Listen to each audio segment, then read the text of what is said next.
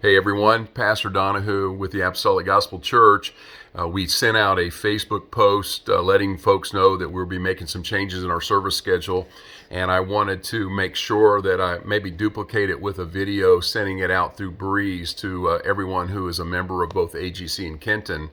And in a nutshell, as you know, the governor has asked us to restrict, if you will, the size of folks to 100 and do some things like that to slow the spread down of the potential virus. As of right now, I'm not aware of anything or anyone in our area that's affected.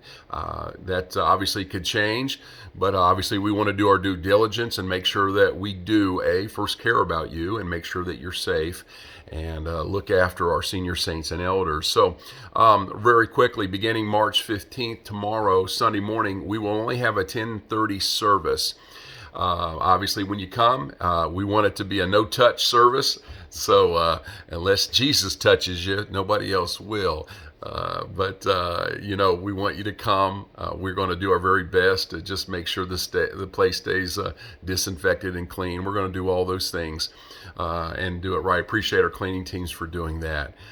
We will have our 2 o'clock service over in Kenton, and then we will not have our evening service. Also, all the prayer groups meetings here at the building has been canceled until further notice, but we still want the prayer meetings to obviously happen, and we'll work with your prayer coordinators on that. Regarding our Wednesday night, we're going to try to do a video link and see how well that works. So we're going to get better with our video online services.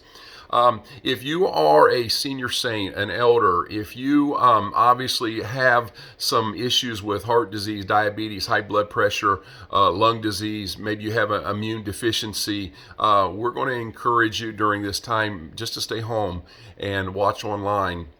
Again, if you want to come and you want to wear a mask, you can do that. If you want to just make sure you keep your hands clean. Again, we are not acting out of fear. I am not fearful about this because I know a God that's able to do exceedingly, as I always say, abundantly above all that we can ask or think. And so I am not fearful about this, but I am going to take precautions. And one of the things, there's 3 things that I said I would do as your pastor, and I would always err to the side of safety. I don't feel this is fear. I feel this is just making sure that folks are safe. Obviously, right now in our community, we don't see anything happening, and I thank God for that.